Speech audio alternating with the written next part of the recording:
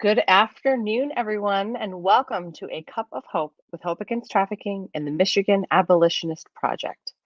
Today's episode is called The Beginner's Guide to Ethical Shopping. During this month's episode, we will explore one of the most impactful ways every day people can get involved in the fight against human trafficking: ethical shopping, fair trade, social responsibility.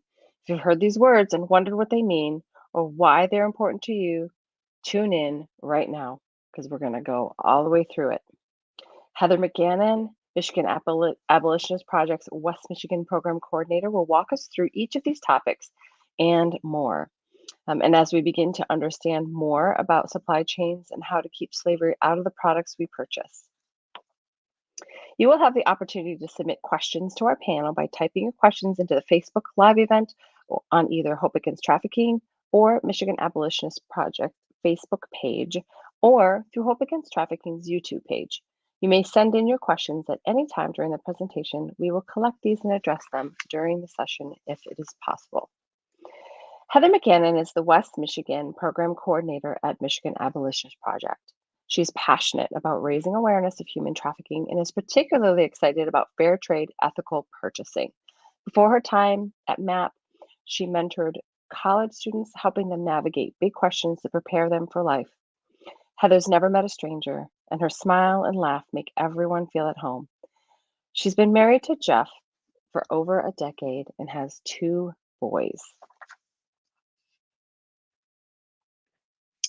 So, welcome, and please say hi to our panelists. We have Emily Johnson, Program Coordinator at Michigan Abolitionist Project. We have Heather McGannon, who is our special panelist, our guest panelist today from Michigan Abolitionist Project. She's our Program Coordinator there. And I am Hannah McPeak, Education Director at Hope Against Trafficking. Welcome, everyone. We're so excited to be here again to have a cup of hope and talk about this very, very important topic, the beginner's guide to ethical shopping. And this is an area that I want to continue to learn more about, because I don't feel like I have a whole lot of knowledge and information about this. So this is going to be a beneficial episode, I'm sure, for not just me, but for those who are listening. And I will be taking a lot of notes. So welcome, and let's dive in. Let's get started. Emily, do you want to kick it off? Yeah, just to piggyback, I'm just so excited to have Heather with us today, and just to have her a part of the MAP team. She joined MAP, was it less than a year ago? Just about last March. Yeah, and she is like our labor trafficking, ethical shopping guru. It is so awesome, amazing to have you part of our team and to join us today to have this conversation. So Heather, what just to kick us off, what kind of started you on this journey of awareness, just being aware of like the things you buy, how it affects people around the world, what is all this fair trade, ethical shopping? What started your journey? Yeah, I feel like, maybe, I don't know, what was that, 2013-ish, Rana Plaza kind of stuff. I think that there was some stuff in the media that like I started to learn a little bit and understand, like sweatshops, factories, that kind of thing, but didn't really, it wasn't a huge passion of mine at that point. But just was in a season where I started reading. I don't know, it was like this chain reaction of events. I was reading a book that started mentioning some stuff about ethical fashion. And then I was at a conference in the summer 2017. And during the intro to the conference, there was a person there doing a spoken word, and he mentioned the line, and it went something. I've been trying to find it because I'm like, this was so impactful. I would love to have the exact words, but the phrasing went something like, he was talking about people who would be in like a church service, and the line went something along the lines of, you sit in your pews while wearing clothes made by slaves. And it was just like one of those that just like I just felt like it just went right to my heart. And just kind of one of those moments of like, I this is a life moment. Like things have to change after this conference. And so then after we got home from that conference, and I had been talking to my husband about it the whole time, and we were, just having a lot of conversations about it and how it would impact our lives. And we watched the documentary, The True Cost. And we just got done with that. And I just remember like the movie got done and we just kind of sat in silence and like looked at each other, and it was like, okay, like things need to change. Now we know. The conviction is there in our hearts, and what are we going to do about this now? Something needs, like the way that we are spending our money, the things that we are buying, something needs to change. So that's really where it all started. That's like what, 4.5, maybe 5 years ago. Wow, that's awesome. I wrote down that documentary is called True Cost, right? Yes, The True I'm gonna have Cost. to go find that. Okay, I'm gonna have to go find that and watch it. Really, really, Wow, really good. okay. Yes, highly recommend. So when you talk about, these industries and these products that are that you might be using or wearing, that was made by a slave, what are the industries and products that are the most sort of susceptible to forced labor or child labor? Yeah, I mean, I think especially when we talk about child labor, that's many times what we see are kind of like the base level. Like if you have your supply chain, there you will see child labor more at like the base bottom level of a supply chain, where it is the least traceable. It's seen the least, maybe in like brick buildings. But I mean, it's gotten a lot of media with cocoa, sugar cane, coffee, brick building is another big one. The Department of Labor has they put every 2 years they put out a report, and it has all, I think there were like Emily, do you remember the numbers? I think 55 goods in 177 countries or something like that were like high risk kind of thing. But those would be typical. I mean, I think, any the least traceable that something can be is where you're going to see the more vulnerable populations, especially with children, in labor. Because they're the ones getting into like climbing up the trees and getting into those small spaces. Those hazardous working conditions, and Wow. Okay, and we can post that that report too that you were mentioning. Yep, absolutely. I got it pulled up on a window somewhere here. But it's like it's 100 some pages long, but it has a lot of diagrams and pictures in it, which, I think one of the things that when I was reading through it this year was really eye-opening to me. They had a diagram on it that just kind of showed different sourcing of things and how it gets to, we get our electric car, but at the base level, they're mining. I think it was cobalt. But yes, that's something that's like high risk for forced labor or child labor. And I had never thought about that before. I was like, oh yeah, okay. And it's hard. It's don't know. hard to find. Yeah, it's hard to source. So right. Wow. Yeah. All right. So how do we as consumers have any say in this issue? How could we ever really make a difference? It seems like that's like the corporations who are taking advantage of people. Like, how can we as consumers have any say in the matter? Yeah. I think that's one of the most, I have found this to be one of the most empowering ways that just everyday people that we can be involved in anti-human trafficking, in seeing that people are not exploited in our supply chains for the things that we buy, because I mean, we are the ones that are fueling the demand for, as consumers, as people who buy clothes, as people who buy food at the stores. We're the ones that, our dollars are casting a vote for every type of product that we want. I mean, there are, I don't know, whatever, millions, billions of dollars that go into marketing us every year and what it is that we want. And so if what we want and what we are demanding is uh, clothing that is made by someone who is not exploited, who's given a fair wage, that's what is going to be produced then. And so, yeah, I think, it's interesting. Okay, so I will say, like, I'm the West Michigan program coordinator. I'm from West Michigan, very like Dutch area. So we're all about the sales, all about like, how cheap you can get things. And that's like always how my mindset was.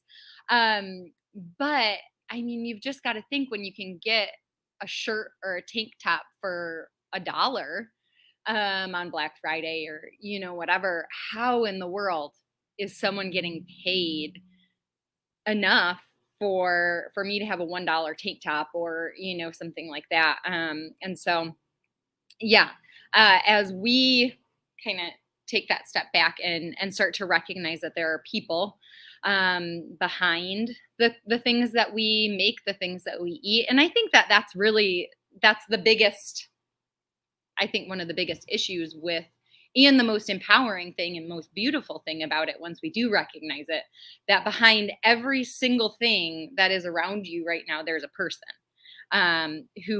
or a chain of people who made everything you're wearing, everything, like this fireplace, this, like the walls, every piece of Christmas stuff that we have, all of our clothes that we're wearing, the coffee I'm drinking, everything has multiple people who have been a part of making that product that eventually got itself into my hands.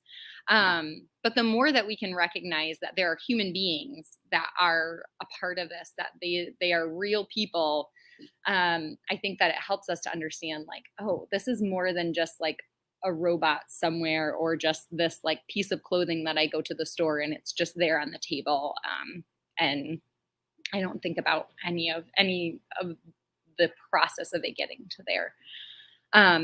So yeah. So how do we have a say in the issue? Is simply by the demand. I mean, by demanding from companies that they choose to be transparent with their supply chains, and that we want to buy and purchase items that are made without exploitation in the supply chain. Thanks, Heather.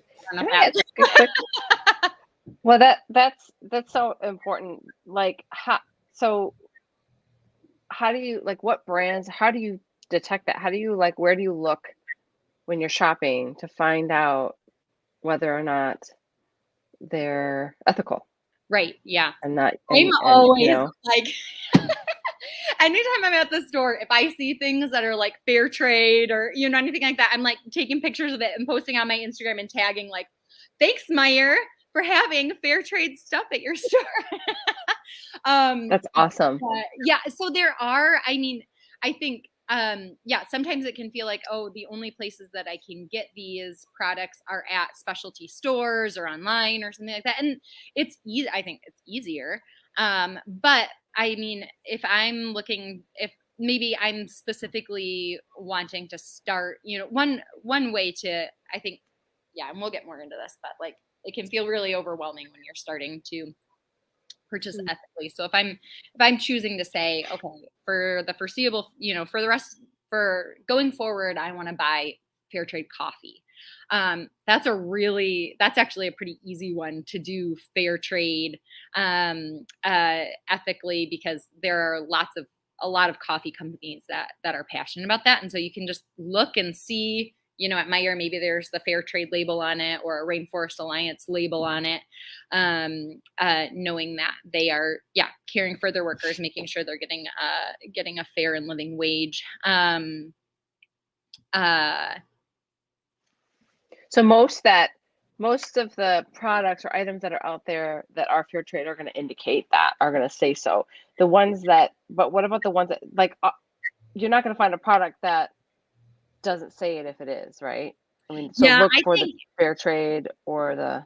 Yeah, at least in my experience, if a company is going the extra mile to be certified, maybe in some way, shape, or form from a third party to have a certification, or if just they as a company care about their supply chain and not wanting to have exploitation or trafficking in their supply chain, they are vocal about it. Like, you go to their website, it's there, they make it easily accessible.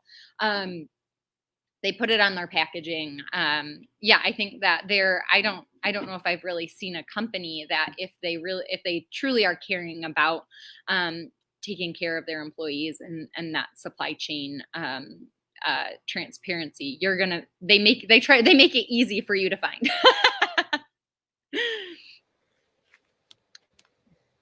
Right, because they're like celebrating the fact. Like, hey, we respect people's rights to fair wages, and we celebrate people and their dignity, and it's something that they celebrate. It's like they want to make that statement.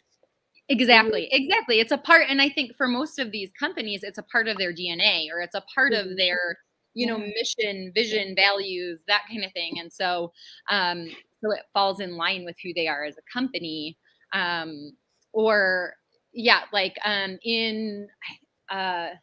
think it was just the UK, but they had in the UK their Modern Slavery Act of 2015, and so that was directly geared at companies not having slavery in their supply chains. And so some companies will have like a whole entire page sharing about what they are doing to educate their employees, to make sure that to the best of their ability, that is not a part of their supply chains. I think one of the coolest things to see on a company's website is if they are posting about the factories that they're using. If they are that transparent to say, hey, here are the factories that we are sourcing from. There's a company called Known Supply, and they actually, you can on all of their pieces of clothing, whoever the artisan, the maker of your clothing is, they sign it. And you can even they have, after you purchase, well, I guess I don't know if they still do this. So, but when I in the past had purchased something, they would send you an email saying, here's the person who made your clothing, give you like a paragraph about that person. You could even send them a thank you if you wanted to. It was just like so human. Like, how beautiful is that? Like, this woman is supporting her family with this job that she has with Known Supply, making the shirt that I'm wearing right now, and I can say thank you to her for making this. And that is like to the nth degree, but I love it. That is really cool. That is really cool. Yeah. And it does exist. Right. It does exist. So look for it. I mean, it's available.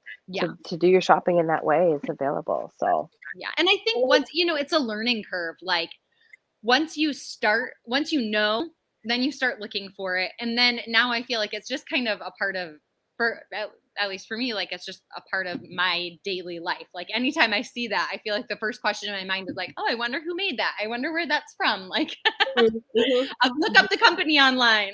But I'm a little bit crazy in that too, because I'm really passionate about it. So Yep. And I love that you made that point earlier too. Like, everything around us was made by someone, multiple people, a chain of people. And then having like someone's name on your shirt just like brings it totally home. Like, wow. Yeah. In your face. Someone made your clothes. Yeah. Right. Heather, do you want to expand upon those terms a little more? Like, what is fair trade? What does that mean? What is, and you had mentioned a couple other labels. What is the difference between some of those things maybe? Right. Yeah. Okay. Yeah, I think fair trade is really like kind of your gold standard of a third party certification. And so there's 10 steps to that. When companies choose to become fair trade, I mean, they have like a certifying, I don't know if it's a board or, how a huge process that companies have to go through to become officially certified as fair trade. Being able to trace that supply chain. There is an aspect of specifically with fair trade of giving back to the community that that company is in, and that the giving back is decided upon by the employees. And so, yeah, which is a really cool, I think it's a holistic look at the companies that are the companies and the people that are producing the goods that you make, the communities that you are having a positive impact on the community, involved in the community. So you can Google fair trade certification, and it'll tell you all the nitty gritty details and everything like that if you want to know the entire certification process and how that all happens. But ultimately, it's a third party certification that you get, that a company will get and apply for. And it really is, to the best of their ability, and it's pretty intense, that there is not exploitation or slavery in the supply chain of whatever it is that you're purchasing, if it is fair trade. So yeah, fair trade certification. I mentioned Rainforest Alliance. That's actually one that now I can't remember if it was 2019 or 2020. They revamped their whole Rainforest Alliance. Used to be really mainly only focused on environmental impact, and they rebranded, and now used to say, I don't remember what it used to say, but it's like a picture of a frog. If you see it, you'd probably recognize it, because it's in a lot of places, but it was a frog that had like Rainforest Alliance around it, and they rebranded, and now it says people in nature underneath it. And so they upped their certification to really care equally as much about the environment as they did before, probably even more, but also have now included into that people, and caring for people, and the way that the conditions that they're working in, how they're being taken care of, having fair and living wages. So Rainforest Alliance is awesome. Actually, just this year too, Hershey's came out with their organic Rainforest Alliance certified chocolate, like Reese's and all that, which I was super pumped about, because Hershey's has had a lot of lawsuits and not done a ton over the years. So when I saw that at Meijer, I was like, yes. And that's a perfect example of how our demand does do something. And yeah, I mean, they had enough pressure on them that it took a long time, but now they finally have chocolate that you can buy that but just one kind of chocolate, not all chocolate. Yep. It's just this one line of chocolate that is. Yes. So if you look, you will see there is the green label, which clearly that proves there is a lot more to be done if they are only having a line instead of the entire company. But it is a good step in the right direction that they are choosing to do that. So maybe next step, everything will be. Yeah. But there's also lots of chocolate you can buy that is totally fair trade. Their entire lines are, because that is a part of their DNA from the get-go. So. Can you imagine like the ripple effect if Hershey did that? Like how many other companies Oh my gosh. Yes. Exactly. I mean, some of these big companies, you're right, like have the platform to really make a difference and to get people to rework their thinking and follow suit. I mean, that's a good point, Emily. And not only do they have the platform, they have the money to do it. Right. Involves, it does, because doing this involves it does involve a lot of money to make something. And oversight. Yep. Mhm. And It's going to cost more to make anything if you're going to treat people right. Yeah. I mean, it's sort of the reality, but it's an investment, obviously, in other lives. So Mhm. it's definitely worth it, yeah. Oh, absolutely. So, Yeah. what? Labor and child labor is cheap. That's what they're just And trying to this make moves a profit. right, and this moves perfectly into like some of the barriers that people are facing, whether you're a consumer or a producer or a company, Mhm. where there are some barriers, right, that people are facing when trying to shop or produce ethically. Yeah. And what are some of those things? And I know obviously one is monetary, right?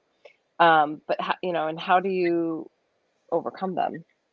Yeah. Yeah. I think that was definitely like when Jeff, my husband, and I were like, okay, changes need to happen. Like, and then I started looking up like fair trade stuff. It was like, oh, whoa, okay. Like, how are we going to be able to budget that? Cost. Yeah. And I think honestly, what it does is it really challenges that consumerism, mindset of like, okay, every season I need to have all of, this, or, and I also like would never ever be one to say that like, you can't like fashion, you can't like fun clothes. Like I do.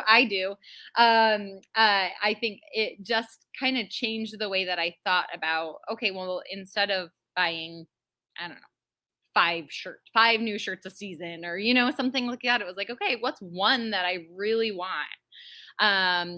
Or thinking differently about my own wardrobe that I already had, and what can I do to change this up, and to like maybe make this outfit look new, like look different. I think too, it's so funny when we got married, a family member of ours gave me like a sewing kit, and at that point I was like, I don't know when I'm ever going to use this. Now I feel like I pull it out like every week. Like, I just think like it's easy. I think probably prior to this, it was like, oh, if I got like a little snag in the sleeve or something like that, okay, I'll just throw it out and I can buy a new shirt.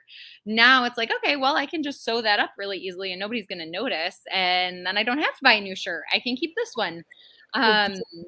So I think I have realized that I can keep clothes for longer just by little things like that. I mean, we definitely don't buy clothing wise, we don't buy as much. And that, I think really that is there is the budget aspect, but it also just really challenged us to think like, just really it's a whole mindset and life shift as you start, I don't know, it can be down this process, but starting to ask ourselves like, do I need this, or is it something I really want because it's fun, and I want, and this would be a fun addition to my wardrobe that I really like. It's not just a like impulse buy or something like that. So yeah, I think that's been a part of it. I mean, I think too, for if it's not in your budget to be buying fair trade, you can, I mean, purchasing secondhand clothing is great. And even I don't know, sometimes I found like fair trade clothing at like consignment shops, and I was like, this is like a triple win here. But yeah, I mean, buying from thrift stores is also using your money to cast a vote, saying like, in a different way. That's So awesome. Real quick, Heather. Yeah, I never even thought about secondhand thrift. Secondhand. That's awesome. and I mean, it's like that's good for the environment, or better for the environment. You're keeping things out of the landfill. And that's what I was just Never going thought to of add. it. The textile fashion industry is a whole beast in itself. Like, not only are there like women working in sweatshops or whatever you want to call it, like, or have very limited bathroom breaks, or can't do this, or they're like forced to be on birth control because their employers don't want them to have kids and take leave of absence. All crazy stuff happens in these factories, and they make like $2 an hour or whatever it may be. So like not only is there forced labor and all types of like violations of wage laws and stuff, workers' rights laws and stuff, but just the massive amount of clothes that end up in landfills in like some other countries. Obviously we don't really see that here in America, but like all the clothes that we throw away end up in just piles of like acres and acres of just of just thrown out clothes. And so like thrift shopping, instead of buying new clothes all the time, just like recycle clothes, use someone else's clothes, have like clothing swaps with your friends, share clothes instead of like always buying. And this fast fashion we see these days. Good. Like you need this season and this season, and fashion is constantly changing, and you got to have these color schemes and these patterns this season and something else completely different the next year. And so like the media and fashion industries want you to always buy the new best thing, but it's just terrible for the environment and just the factories in general too, like the amount of like water that they waste and the chemicals that they use, the chemicals in our clothes. And that affects, I mean, that and that affects the that kind of plays into like hazardous working conditions, the type of conditions that these people are in. Are the dyes that made this red color on my shirt, how did inhaling that all day long for the person that was working here, how does that affect their body? How does that affect their health? Leather tanneries, that kind of thing. How do those chemicals, constantly breathing that in, how does that affect these people? What does having a mountain of clothing next door or in the slum that you're living in, how does that affect the land, the way that you're living? And I mean, I think that for us it's like out of sight, out of mind, like and what are those things that we can do to keep these clothes out of the landfill too? And I think too, and I've been guilty of this, like this was on I think that this was on the True Cost, so I don't know if there's an updated statistic, but I think that on the True Cost, they said like 90% of what gets donated to thrift shops ends up in a landfill. And like, what? If, like, am I giving to Goodwill a t-shirt that has holes in it? And where is that going to end up? That's not going to end up on a rack in Goodwill. That's going to end up in a landfill. And so can I turn that shirt into a rag and use it to clean at my house? Can I, what are things that we can do, recognizing that, like eventually and this is part of it is just for all of us recognizing that there's responsibility there, that we are playing into something and we can either help or we hurt. And there are really, really awesome and great ways that we can help and that are cost effective or, like, that kind of thing. But really, and this is all human trafficking. I mean, you guys both know this. It thrives on being in the darkness. It thrives on being hidden. It thrives on people not knowing about it, on it being out of sight, out of mind, because then we don't have to do anything about it. Or it just keeps going. The exploitation can just continue because nobody sees it, nobody knows about it, and those that do know about it want to keep it hidden. Amen. What are I was just gonna ask, Emily, didn't mean to cut you off. Heather, what are like some of the very first things that you started doing to try and implement like those ethical shopping practices into your life? What are some like the first things that you looked into and started implementing? Yeah, I think that Jeff and I decided, like, okay, when we need something new, we're going to buy it fair trade if we can find it fair trade. Because there are things too that like you can't find, like you can't find fair trade everything right now. Someday I hope that it will just be the norm and everything will be fair. Everything will not have exploitation in its supply chain. But yeah, I think we just decided from here on out, anything new that we buy, we're going to know the company, know the people who made it. And so that just started a lot of research. We started with clothing. So okay, we need it. Jeff needs a new pair of jeans for work. Where are we getting them from? I feel like I spent a million hours online researching all these different companies and looking at blogs and all this kind of stuff. And I mean, now we know our favorite companies and that kind of thing. But I think it does, from the get-go, it just takes research, takes understanding. And I mean, if you have friends that you can ask me. I've had friends who will, send me Facebook messages or texts and just be like, is this company good? Or where do you get your clothes, get these pieces of clothing from? And I love, I'm always like, yes, here. I've done all the research. But yeah, I think it takes research. I think, for us, definitely it started with clothing and then has expanded more and more to everything. I think outside of clothing, like the next thing that we bought was like sheets. And then looking, in the last couple of years started to look more and more at food and Imagine just like your whole home just sitting around and being like, I know every piece of every item in my house was ethically made, and just looking around and being like, there's no slavery in my house. That would be such a cool, awesome. I mean, and at this point, the majority couldn't look around and say that. Right. Right. I mean, but that would be an amazing thing to have. Right.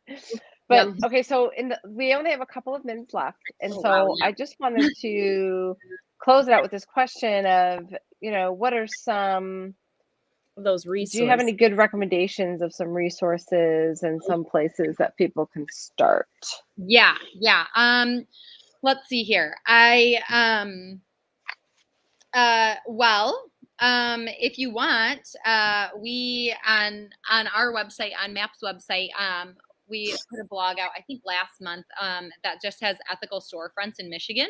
So if you're doing any of your holiday shopping and want to shop local and ethically, you can check on there. We've got, just stores that are in all different cities in Michigan that you can purchase ethically from. I think learning different companies and starting to follow them on social media. There's an organization called Fashion Revolution, and they do the whole gamut. I mean, it's environmental, it's people, but that's been just a really challenging organization to follow because they ask those hard questions a lot, and it just gets me thinking and reminds me they're who made my clothes? Like if that's, part of it even is just getting it in front of your face so that you're thinking about it more. And so if you just start following some, fair trade influencers, ethical influencers online, if you start following organizations or clothing companies, Known Supply is another good one. They started the hashtag Who Made My Clothes. And that's kind of become, you can see signs, different people who have made your clothes holding signs that say I made your clothes on it, or people who care asking that question, who made my clothes. And that's a great one to follow. Their blogs can be hard. I have found, unfortunately, there is one that I do like. It's called The Good Trade. Typically when they say something is fair trade, it actually is. Early on when I was doing, all my research and stuff, it was I would find different blogs and then, months later after I learned more, look back and be like, this company is not at all fair trade. I don't know why they put that on there. Or like when I look on this company's website, they say nothing about their employees, or how much they care about their supply chain. So yeah, I think email the blog people and say, hey, by the way, you're sharing false information. Oh yeah, absolutely. So yeah, and honestly, it really, once you get in the habit of it, it's really not that hard to look on a company's website. Like, just whatever company it is that you're looking at, type it in. Usually, if you scroll all the way to the bottom of their page, they will have like an About Us section or Our Story or something like that. When you click on that, if a company cares, and if it is a part of who they are, they're gonna mention something about it. And if they don't, then that is like, to me, that's always a red flag of like, okay, well, this company, I'll dig a little bit deeper, but they don't mention anything on their website about their employees and their supply chain and where they're getting all of this stuff from. So I would just think that, I think, that's your like probably most sure way to know, is just looking on the company's website and scrolling to see what it is that they actually care about. Yeah, let's see here. Oh, there's a couple of comments on here. What is the name of the website with the list of ethical? Oh, go to map-mi.org. That's our Michigan abolitionist website, map-mi.org, and then go to our blog, and it's the most recent blog on there. And you can click on all the stores there. We'll post these resources too. I can post them in the chat. Sweet. Yeah. And Erica, you asked, are businesses required to publicly share their sources? I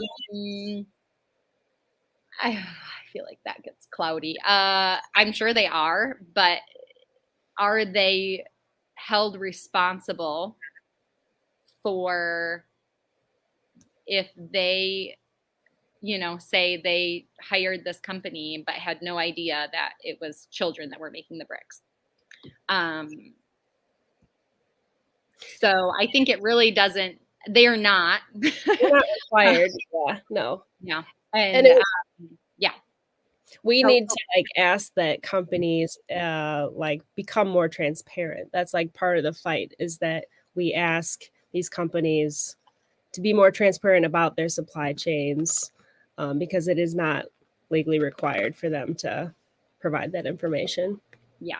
Yep. And it kind of floors me that there is not requirement for that. But I mean, it is also like, they're living in a globalized economy. There are such amazing and wonderful things about that we are connected globally in so many different ways. And there's also some really awful, when we get into the exploitation, like that is because of the global economy, because, there are kids in Cambodia that are sitting, that are in these factories, or in China.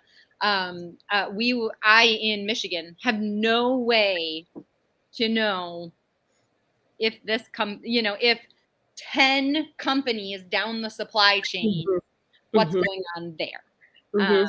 So each one would need to be transparent. Yeah.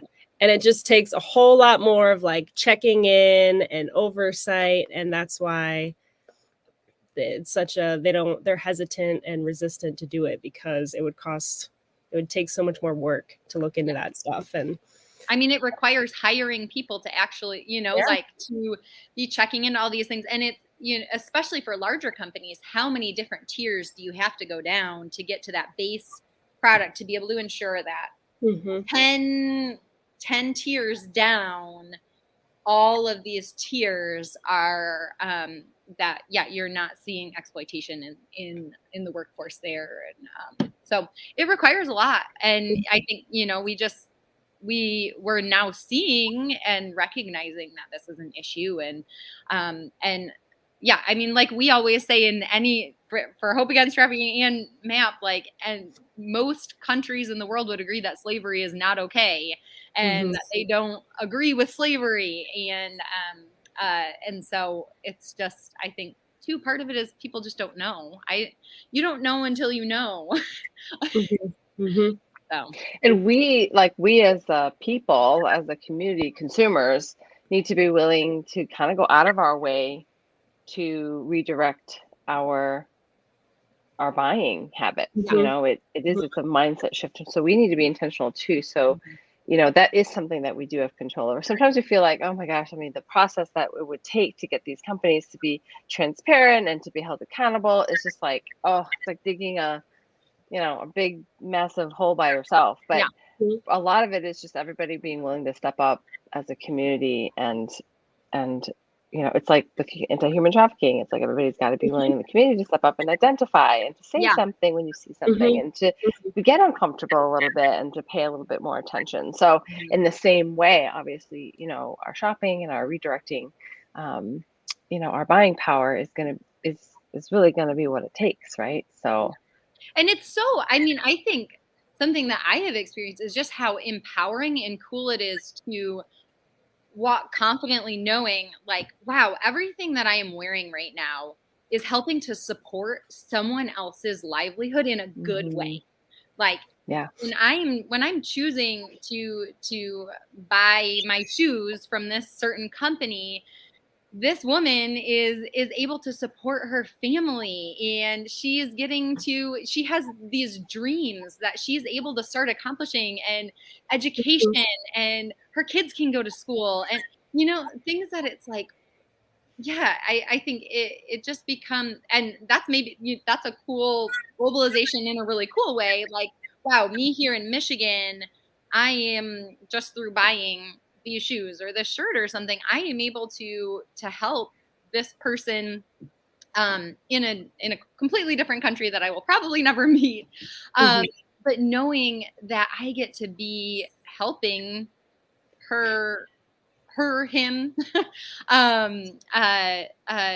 in their life to be empowered, to be able to have dreams and to live fairly, live normally, have healthcare. I don't, like to be having normal breaks, to be working the right amount of hours, to have vacation time, things that we just take for granted and think that everyone, like this is just the way it is, that they're paid well for overtime. And that, just by simply choosing to buy this pair of shoes versus that pair of shoes, I can choose to help slavery continue in this pair of certain name brand shoes that I buy, or I can, and there are some name brands too but anyways. Speaking of brands, real quick, I do also, so I got this book a couple years ago, and I also like this book, the Shopping Guide.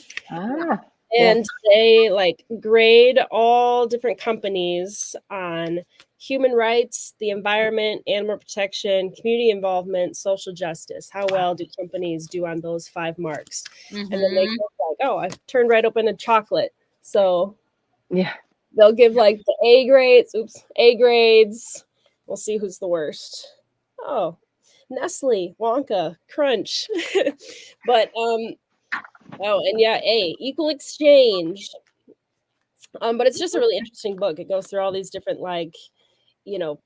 different products, electronics, cosmetics. Cosmetics is a really big one too.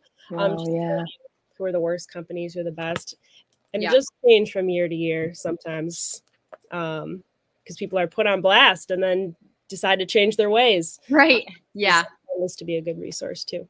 Yeah, that's great. And there you can Google like ethical shopping guides or buying guides or something like that. And there are quite a few organizations that have their own, that, and there's no one that has an extensive list that knows of every single company. And so having a few is great.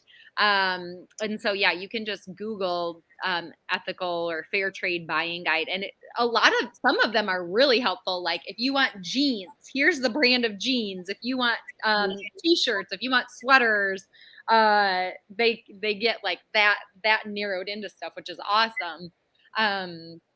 And so, just even familiarize That's great. yourself with certain brands and getting to know which companies you really like or vibe with your fashion, your style, and that kind of thing. That's awesome. So we are about out of time. I just want to respect everyone's time. This was such a great. I mean, I feel like I could go on forever. I mean, there's just so much to talk about in this. But I just want to say thank you, Heather, for joining us and for kind of guiding this incredible conversation. And I think that there's so much value added to that. So thank you, Emily. And we just, want to wish everyone a wonderful day, a great holiday season. And please, if you can, share a cup of hope today. Yeah. Thank you so much, guys. Thanks for having me. Thanks, Heather.